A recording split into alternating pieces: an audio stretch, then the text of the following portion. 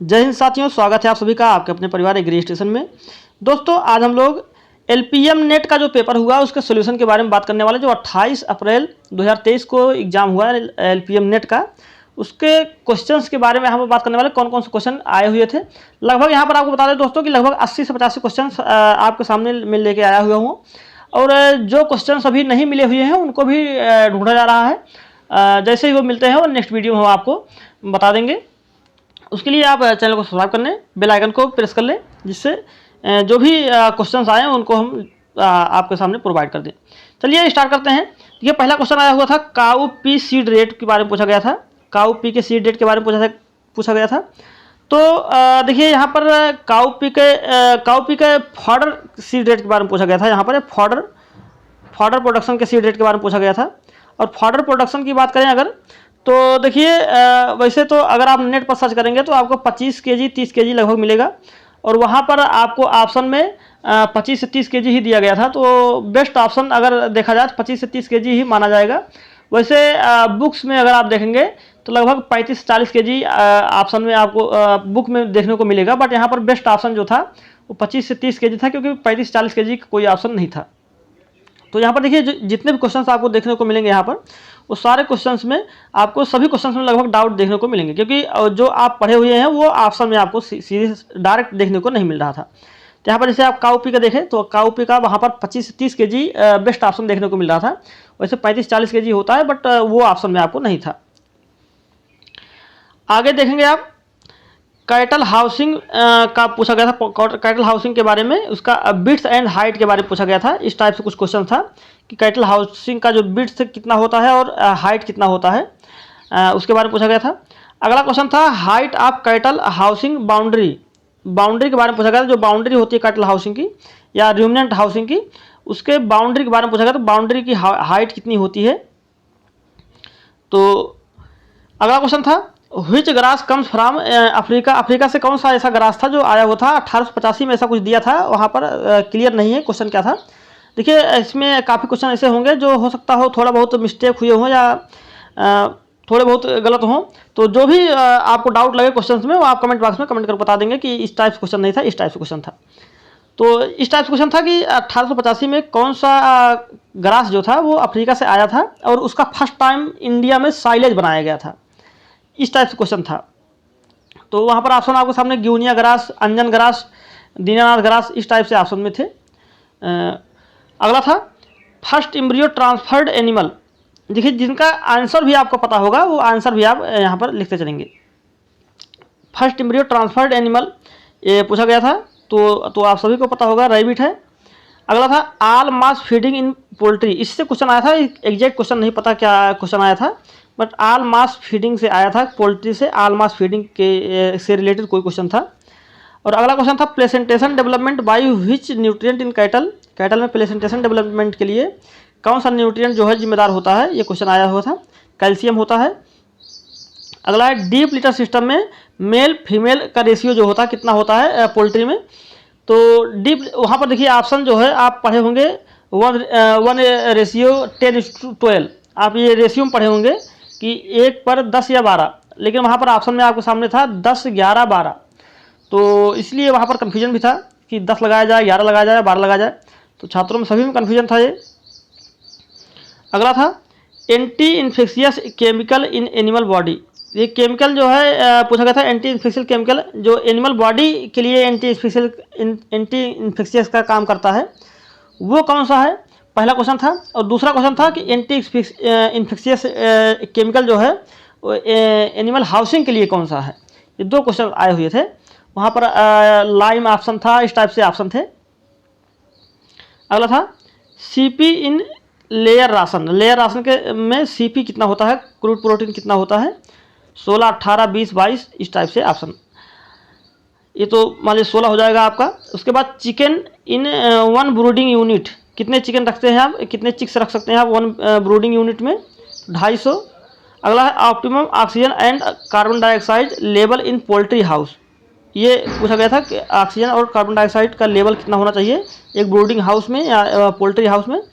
तो ये तो 21 और 0.5 जो होता है, 21 ऑक्सीजन का रेशियो और 0.5 जो है वो कार्बन डाइऑक्साइड का होता है।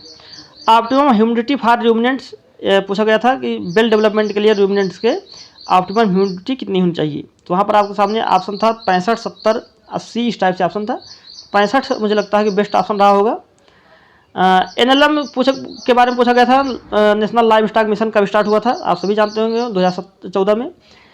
सॉल्ट पर डे कैमल के लिए पूछा गया था कि सॉल्ट जो है रिक्वायरमेंट कितना होता है कैमल के लिए।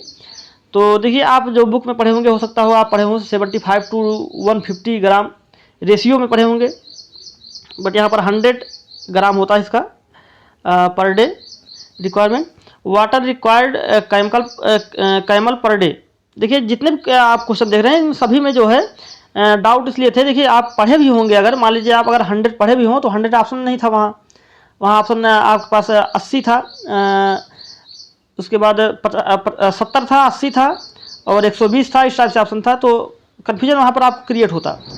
तो जो बेस्ट ऑप्शन आपके हिसाब से जाता वो आपको लगाना होता वहाँ पर। Water required camel per day, camel के लिए वाटर रिक्वायरमेंट पूछा गया था, तो 1836 आप सभी जानते होंगे। बट यहाँ पर भी देखिए अगर आप बिल्कुल क्लियर नहीं होंगे तो नहीं कर पाते, क्योंकि वहाँ पर आपके पास ऑप्शन था 15 से 40, 18 से 36, 20 से 35, इस टाइप से ऑप्शन था। तो 18 से 36 अगर आप बिल्कुल एग्जैक्ट क्लियर नहीं है तो नहीं लगा पाते यार, इसलिए बिल्कुल पॉइंट जो है क्लियर करना पड़ता है। अगला था camel first time working age, जो कैमल का फर्स्ट टाइम जो है कब, इस टाइप क्वेश्चन था कि कैमल को फर्स्ट टाइम कब वर्किंग कराते हैं या कब वर्क कराते हैं फर्स्ट टाइम, उसमें एज दिया था 3 ईयर्स, 4 ईयर, 5 ईयर, 6 ईयर्स, इस टाइप से। तो मुझे लगता है 4 ईयर्स बेस्ट ऑप्शन रहेगा वहाँ पर। Dry matter for goat of his body weight, goat को, डेयरी गोट को पूछा गया था, डेयरी गोट के लिए ड्राई मैटर उसके बॉडी वेट के हिसाब से कितना % देते हैं। तो बेस्ट ऑप्शन 6% होना चाहिए। डेयरी गोट की बात करते हैं अगर नॉर्मल गोट की बात करते हैं तो 4 to 5% होता है, और डेयरी गोट की बात करते हैं तो 6%। ड्राई मैटर रैबिट के बारे में पूछा गया था, रैबिट के बॉडी वेट के हिसाब से कितना ड्राई मैटर देते हैं, कितना % ड्राई मैटर देते हैं। तो ये 6 से 8% बेस्ट ऑप्शन रहेगा। बुलक स्पीड फॉर पर आवर्स पूछा गया था कि बुलक कार्ट जो होता है, बुलक कार्ट के लिए बुलक का स्पीड जो होता है वो कितना होता है पर आवर्स के लिए। इसका 4 किमी पर आवर्स बुलक स्पीड होता है। हाईएस्ट क्रोमोसोम नंबर पूछा गया था, इस टाइप से ऑप्शन था, उसमें कैमल, पोल्ट्री, काऊ और इस टाइप से कुछ ऑप्शन थे, 1-2 और। तो उसमें बेस्ट ऑप्शन वैसे अगर देखा जाए तो पोल्ट्री होना चाहिए। अगला है पल्स रेट ऑफ रूमिनेंट्स पूछा गया था 70 to 80। अगला था semen ejaculation time for bull, bull के केस में सीमन एजाकुलेशन में कितना टाइम लगता है वन एजाकुलेशन में। तो ये अगर आपको आंसर इसका पता होगा तो कमेंट बॉक्स में कमेंट करके आप बताएंगे।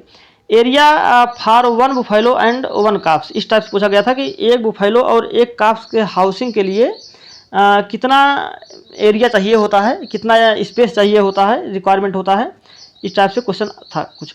अगला था metabolic water highest release from, metabolic water जो है किससे हाईएस्ट रिलीज होता है, ग्लूकोज था ऑप्शन में, और इसके अलावा इस टाइप से था प्रोटीन, ग्लूकोज और ब्यूटारिक एसिड, इस टाइप से ऑप्शन में कुछ थे। तो जो बेस्ट हाईएस्ट जिसमें होगा वो आप लगा सकते थे, बट वहाँ पर कन्फ्यूजन था एक ऑप्शन में सभी छात्रों को।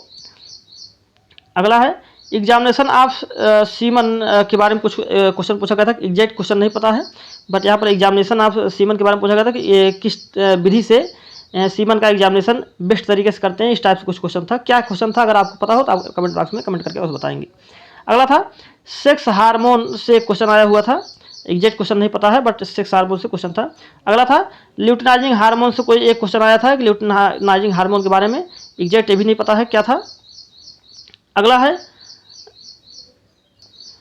Sex organ not found in elephant, elephant के बारे में पूछा गया था कि सेक्स आर्गन कौन सा है जो एलिफेंट में नहीं पाया जाता है। अगला क्वेश्चन था ग्रेप शेप ओवरी जो है किसमें पाई जाती है, तो सभी जानते होंगे पिग में होती है। अगला है एक्स्ट्रा ट्रीटमेंट जो पूछा गया था कि प्लेटेबिलिटी के लिए एक्स्ट्रा कौन सा ट्रीटमेंट करते हैं, इसके बारे में क्वेश्चन था।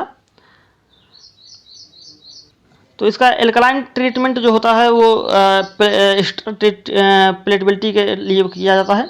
अगला था according to BIS CP in animal ration, जो क्रूड प्रोटीन होता है एनिमल राशन में BIS के अकॉर्डिंग कितना होता है, तो 22% बेस्ट ऑप्शन रहेगा मेरे हिसाब से। DCP required for ruminant cattle, ruminant या कैटल किसी के बारे में पूछा गया था। DCP रिक्वायरमेंट कितना होता है, कितना परसेंट होता है, तो मुझे लगता है 2% बेस्ट ऑप्शन रहेगा। वहाँ पर 2% भी था, शायद 30% भी था, 3% भी था, तो 2% बेस्ट ऑप्शन मुझे लगता है कि होना चाहिए। अगला था CP in energy feed are protein supplement, ये पूछा गया था कि जो क्रूड प्रोटीन होता है वो इस टाइप से कुछ ऑप्शन थे एनर्जी फीड और प्रोटीन सप्लीमेंट में, इन दोनों में कन्फ्यूजन रहा होगा, हो सकता हो कि कितना होता है, तो वहाँ पर 20 थे जबकि यहाँ पर 18 होता है, less than 18 and more than 18 CP जो होता है। लेकिन कन्फ्यूजन ये था कि शायद 20% पूछा गया था कि 20% किस में होता है CP जो होता है। अगला था CF percentage for rabbit, crude fibre जो है वो पूछा गया था, 6 से 8%। अगला था डेवलप्ड ब्रीड ऑफ रैबिट, जिनमें डेवलप जो है वो डेवलप होता है कौन से रैबिट की ब्रीड है, ये क्वेश्चन था। अगला था काफ starter can start after 2 to 3 weeks, सभी जानते होंगे। गेस्टेशन ऑफ रैबिट के बारे में पूछा गया था, 30 डेज प्लस होता है। गेस्टेशन ऑफ लायन के बारे में पूछा गया था, 105 दिन। फैमिली ऑफ बियर, भालू की जो फैमिली पूछी गई थी। अगला था project tiger 1973, toxin which caused male sterility, ये पूछा गया था, तो गोशीपाल होगा इसका सही राइट आंसर। साइलेज का पीएच पूछा गया था 3.5 to 4.2। कंपैरेटिव फीड स्टैंडर्ड के बारे में पूछा गया था, किसने दिया था कंपैरेटिव फीड स्टैंडर्ड, तो थॉर्नवेट ने दिया था इसका। अगला था human drug by using of animal by which process, human drug जो है वो एनिमल से किस प्रोसेस के थ्रू बनाते हैं, ये क्वेश्चन था, तो इसका क्लोनिंग सही राइट आंसर होगा, क्लोनिंग के द्वारा बनाते हैं। अगला था क्रोमोसोम इन गीज के बारे में पूछा गया था, गीज में कितना क्रोमोसोम नंबर होता है टर्की बटेर में।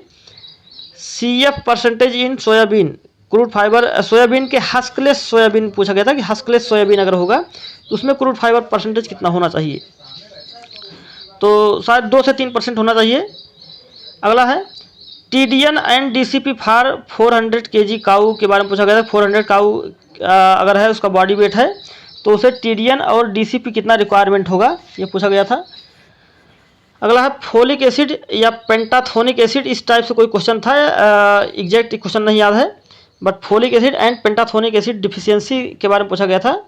इसके डिफिशियंसी, किसी की डिफिशियंसी से कौन सा इसमें डिजीज होता है, इस टाइप से कुछ क्वेश्चन था, एग्जैक्ट क्वेश्चन नहीं पता, अगर आपको पता हो तो आप कमेंट बॉक्स में कमेंट कर देंगे। अगला म्यूटेशन का डिफिनेशन पूछा गया था। अगला है secondary sex trait of poultry or ruminant, exact नहीं पता चल रहा है कि पोल्ट्री था या रूमिनेंट था, बट ये सेकेंडरी सेक्स ट्रेट जो है पूछा गया था कि सेक्स ट्रेट सेकेंडरी वाला कौन सा है। अगला है for 5% improvement which activity should applied, तो ये तो ड्राई पीरियड हो जाएगा। अगला था दुल्की चाल पूछी गई थी, दुल्की चाल के लिए कौन सी काऊ जो है फेमस है। जर्सी गोट के बारे में पूछा गया था, जर्सी गोट किसे कहते हैं। अगला है मेस्टाइटिस टेम्पररी चेकिंग मेथड कौन सा है, टेम्पररी चेकिंग मेथड कौन सा है मेस्टाइटिस के लिए, तो आप सभी जानते होंगे इसके बारे में, स्ट्रिप कफ होता है इसमें। अगला था नॉट मेस्टाइटिस चेकिंग मेथड, ये क्वेश्चन पूछा गया था कि इसमें से कौन सा नॉट मेस्टाइटिस चेकिंग मेथड है, इस टाइप से कुछ पूछा गया था, एग्जैक्ट क्वेश्चन नहीं पता है। अगला था identification method for sheep and goat, इस टाइप से पूछा गया था, बेस्ट मेथड जो है आइडेंटिफिकेशन का शीप एंड गोट का कौन सा है। वैसे अगर शीप के बारे में देखा जाए तो बुल मार्किंग के लिए बेस्ट होता है शीप के लिए। अगला कस्ट्रेशन से कुछ एक क्वेश्चन आया था, एग्जैक्ट क्वेश्चन नहीं पता है, क्या क्वेश्चन है वो आप कमेंट बॉक्स में कमेंट कर सकते हैं अगर आपको याद होगा तो। अगला था EDTA केमिकल यूज्ड इन, तो ये डॉकिंग के लिए यूज किया जाता है। अगला था फलसिंग राशन शुड गिव, कितने, ये पूछा गया था कि कितने दिन या कितने वीक्स बाद जो है फलसिंग राशन शुरू करते हैं, या कितने वीक्स पहले शुरू करते हैं, 2 से 3 वीक्स पहले शुरू करते हैं। अगला था जनरेशन इंटरवल इन कैटल में पूछा गया था, 3.5 से 4 बेस्ट ऑप्शन होगा। अगला था बुफाइलो टेम्परेचर मेंटेन के लिए क्या करती हैं, या बुफेलो टेम्परेचर मेंटेन के लिए क्या कराते हैं, तो बेलोइंग कराते हैं, बेस्ट ऑप्शन होगा। अगला था grooming in horse in which part, किस पार्ट में हार्स के वो ग्रूमिंग करते हैं, तो उसमें ऑप्शन था शायद गर्दन और लेग्स, इस टाइप से ऑप्शन थे, तो शायद जो नेक होगा वो बेस्ट ऑप्शन होगा। अगला था dung production in cattle buffalo goat pig, इस टाइप से पूछा गया था कि कैटल का, बुफेलो का, गोट का और पिग का डंग प्रोडक्शन कितना होता है। देखिए क्वेश्चन सभी देखने में यहाँ पर इजी हो सकता लग रहे हो, बट ऑप्शन के अकॉर्डिंग जो है वो सारे क्वेश्चन टफ होंगे, क्योंकि ऑप्शन जैसे कैटल का 20 से 25 होता है, बुफेलो का 25 से 30 होता है, तो ऑप्शन आपको 20 से 22 मिलेगा, या 20 मिलेगा, 22 था, 20 था, 22 था, और उसके बाद ये दोनों में कन्फ्यूजन थे, बाकी 18 था। और बुफेलो का 28, 30, 32 इस टाइप से ऑप्शन में देखने को मिले, तो इसलिए छात्र कन्फ्यूज थे यहाँ पर। अगला था प्रोडक्शन फंक्शन से कोई क्वेश्चन आया था, एग्जैक्ट नहीं क्लियर पता है, पर प्रोडक्शन फंक्शन से क्या क्वेश्चन था। अगला था मिल्क प्रोडक्शन से आया था 2021-22 में कितना था मिल्क प्रोडक्शन, 221.6 मिलियन टन। अगला था काफ इम्यूनिटी इम्प्रूवमेंट के लिए क्या फीडिंग देते हैं, तो कोलेस्ट्रम। अगला था buffalo and cattle milk difference में पूछा गया था कैटल और मिल्क में कैटल और बुफेलो के मिल्क में क्या डिफरेंस होता है, इस टाइप से क्वेश्चन था, और उसमें 4-5 ऑप्शन लंबे लंबे रहे होंगे कि कैटल का जो मिल्क है वो हाईएस्ट प्रोडक्शन होता है, और जो एसएनएफ होता है वो कम होता है, या हाईएस्ट मिल्क होता है और फैट कम होता है, हाईएस्ट फैट होता है, एसएनएफ कम होता है बुफेलो केस में, इस टाइप से कुछ ऑप्शन थे, एग्जैक्ट ऑप्शन नहीं याद है। अगला क्वेश्चन देखते हैं। तो ये इतने क्वेश्चन हमारे पास आए अभी तक, और जो भी क्वेश्चन अभी बचे हुए हैं वो हम नेक्स्ट वीडियो में आपको डिस्कस कर देंगे। चलिए आज के लिए इतना रखते हैं, नेक्स्ट वीडियो में फिर मिलेंगे, तब तक नमस्कार, जय हिंद, जय भारत।